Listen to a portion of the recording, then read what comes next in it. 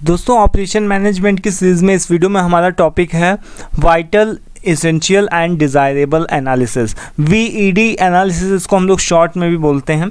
यहाँ पर हम बेसिकली 3 कैटेगरीज़ के बारे में बात करने जाते हैं ऑर्गेनाइजेशन के। जैसे अगर हम इन्वेंट्री मैनेजमेंट की बात करें तो इन्वेंट्री मैनेजमेंट में हमारे सारे स्टॉक के सामान आ जाते हैं, जितना भी हमारे पास में स्टॉक होता है, जो भी सामान होता है वो सभी चीज़ आती है, ठीक है। चाहे वो आपका कोई भी छोटी छोटी चीज़ हो, नट बोल्ट हो, मार्कर हो, पेपर हो, पेंसिल हो, वो छोटी छोटी चीज़ें भी आती हैं और बड़ी से बड़ी चीज़ें भी आती हैं जो बहुत ज़्यादा महंगी होती है, जो बहुत ज़्यादा बहुत ज़्यादा इंपॉर्टेंट भी होती है। तो वो सभी चीज़ें इंक्लूड होती हैं, उन सभी चीज़ों का एक एक चीज़ों का हिसाब किताब रखा जाता है इन्वेंट्री मैनेजमेंट के अंदर। तो यहाँ पर देखो क्या है कि 3 कैटेगरीज बनाई जाती हैं VED एनालिसिस के according, vital, essential and desirable.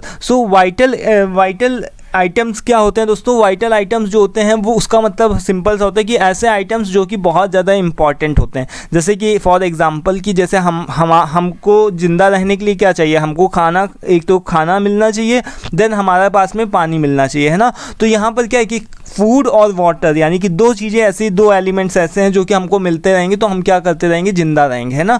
तो हमारे पास में क्या है कि एक रोटी कपड़ा और मकान में, जैसे जिसको हम बोलते हैं बेसिक नीड्स हैं, यानी कि एक छोटा सा घर मतलब अपना सर छुपाने के लिए एक जगह होनी चाहिए।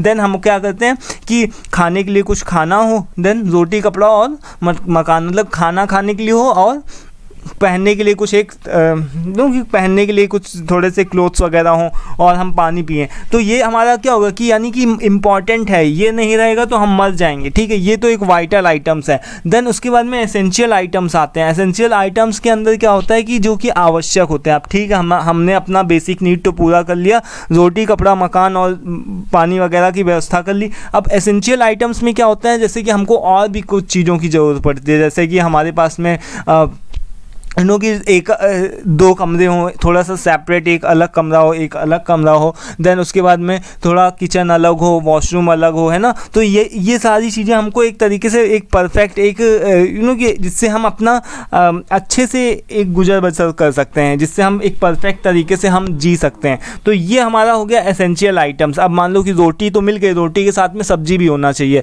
तो ये क्या होगा कि एसेंशियल आइटम्स, यानी कि ये हमारे लिए वाइटल आइटम्स क्या थे कि जो कि इंपॉर्टेंट होते हैं। और ये क्या होगा कि ऐसे आइटम्स जो कि आवश्यक है, जिनका होना आवश्यक है, यानी कि ये वाइटल से कम इंपॉर्टेंस होते हैं बट हाँ आवश्यक होते हैं। देन इसके बाद में 3rd नंबर पे क्या है? डिज़ायरेबल आइटम्स, यानी कि आदमी के पास में क्या होता है कि कुछ चीज़ों की डिज़ायर होती है, यानी कि उसको रोटी कपड़ा मकान भी मिल गया, थोड़ा सा उसको और भी ज़्यादा चीज़ें मिल गई, उसका बाथरूम अलग है, उसका किचन अलग है, उसके पास में 2 कमरे हैं, देन रोटी के साथ में सब्जी भी मिल गई। अब डिज़ायरेबल आइटम्स में क्या होता है, उसको थोड़ा सा और कहीं ना कहीं चीज़ की डिज़ायर होती है कि उसके पास में ये वाली कार हो, ये इस तरीके का फर्नीचर हो, और इस तरीके से सब्जी और रोटी नहीं हो, रोटी के साथ में थोड़े से सैलेड्स भी हों और डिज़र्ट्स वगैरह भी हों। तो यानी कि उसके पास में कुछ ना कुछ डिज़ायर होती है। तो इसी तरीके से ऑर्गेनाइजेशन के टर्म में अगर बात किया जाए तो ऑर्गेनाइजेशन में क्या होता है कि एक तो वाइटल आइटम्स होते हैं, यानी कि कुछ ऐसे सामान जो कि ऑर्गेनाइजेशन इंडस्ट्री को स्टार्ट करने के लिए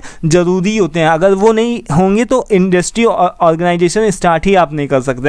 देन एसेंशियल आइटम्स में क्या होता है कि कुछ ऐसी चीज़ें आती हैं जो कि इंपॉर्टेंट होने के साथ साथ आवश्यक भी होती हैं। देन डिज़ायरेबल आइटम्स में जैसे कि बहुत सी ऐसी चीज़ें आती हैं जो कि कंपनी को डिज़ायर रहती है कि ये चीज़ें होनी चाहिए। तो यहाँ पर देखो, मान लो कि एक मैन्युफैक्चरिंग कंपनी का एग्जांपल दिया गया है कि मैन्युफैक्चरिंग कंपनी है, उसमें कौन कौन से वाइटल आइटम्स यूज़ किए जाएंगे। जैसे कि आपके पास में कुछ एक मशीन्स होनी चाहिए, है ना, जिससे कि आप प्रोडक्शन प्रोसेस कर सको, क्योंकि अगर मशीन नहीं होगी तो आप प्रोडक्शन प्रोसेस कैसे कर सकते हो, है ना। रॉ मटेरियल होना चाहिए, बिना रॉ मटेरियल को तो प्रोडक्शन प्रोसेस पॉसिबल ही नहीं है ना। एंड क्रिटिकल कंपोनेंट्स यानी नेसेसरी होने चाहिए असेंबली को फिक्स करने के लिए, यानी कि आपके पास में गेज हो, फिक्सचर्स हो, एटलीस्ट उसको सेट करने के लिए, फिनिश्ड प्रोडक्ट को बनाने के लिए कुछ एक बेसिक नीड्स, कुछ एक बेसिक सामान तो हो। देन उसके बाद में एसेंशियल आइटम्स में क्या आते हैं, जैसे कि आपके जो भी जनरल पर्पस के यूज़ के प्रोडक्शन की एक टीम हो गई, यानी कि वो क्या हो गई, टीम टीम क्या करती है, टीम जो होगी वो प्रोडक्शन के टास्कों को कंप्लीट करवाएगी, है ना।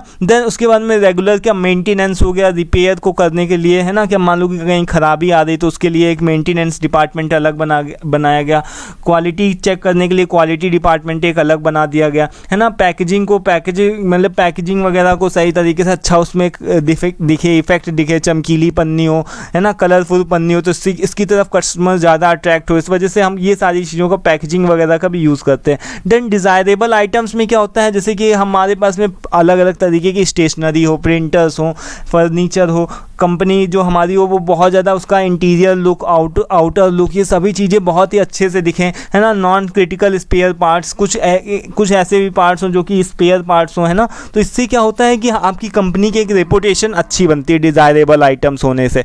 तो यहाँ पर यही 3 तरीके के यहाँ पर कुछ एक एग्जाम्पल दिए गए हैं, आप इसको किसी भी टर्म में जोड़ करके देख सकते हो। आप अपने घर में जोड़ करके देखो, किसी होटल में जोड़ करके देखो। होटल के लिए क्या चाहिए, आप जाओ वहाँ पर बैठने की व्यवस्था हो, आपको खाने के लिए, है ना। तो वहाँ पर जैसे कि आप देखते हो कि रोड के किनारे वाले, उनके पास क्या होते हैं, बेसिक आइटम यानी वाइटल आइटम्स ही होते हैं, है ना। जस्ट उनके पास में बैठने के लिए एक छोटा सा टेबल स्टूल होता है और खाने के लिए बस खाना होता है ना। तो vital items. Then essential items में आपके जो ढाबे वगैरह हो गए, और जो डिज़ायरेबल, जैसे कि अगर आप कहीं मॉल वगैरह में जा रहे हो, कहीं अच्छी जगह जा रहे हो, तो वहाँ पर एसी भी लगा हुआ है, अच्छे तरीके से आपको फूड सर्व किया जा रहा है, क्वालिटी के ऊपर ज़्यादा ध्यान दिया जाता है, तो वो सभी चीज़ें क्या है, डिज़ायरेबल आइटम्स में इंक्लूड होते हैं। ठीक है, तो आई होप कि क्लियर हो गया होगा कि VED एनालिसिस क्या होता है, वो किस तरीके से एनालिसिस को करते हैं। इन्वेंट्री मैनेजमेंट के अंदर हम उन सभी चीज़ों को ऊपर रखते हैं जो कि वाइटल होते हैं, इंपॉर्टेंट होते हैं। देन एसेंशियल आइटम्स को हम लोग उसके से नीचे रखते हैं, और जिनकी डिज़ायर होती है, केवल हमको उनसे ज़्यादा मतलब नहीं होते, केवल उनकी डिज़ायर होती है, तो उनको हम लोग लेस इंपॉर्टेंस देते हैं। ठीक है, उनको सबसे लास्ट में, जब कंपनी ग्रो करेगी देन ऑटोमेटिक जो भी डिज़ायर आइटम्स होंगे उनमें इंक्रीमेंट होता चला जाएगा। ठीक है, तो यही होता है दोस्तों VED एनालिसिस। आई होप कि आपको समझ में आ गया होगा। स्टिल कोई कंफ्यूजन डाउट लगे आप पूछ सकते हो। नेक्स्ट वीडियो में दोस्तों हम लोग बात करेंगे यहाँ पर FSN एनालिसिस के बारे में। ठीक है, सो आज के इस वीडियो में इतना ही। मिलते हैं नेक्स्ट वीडियो में। Till then take care, thank you and bye.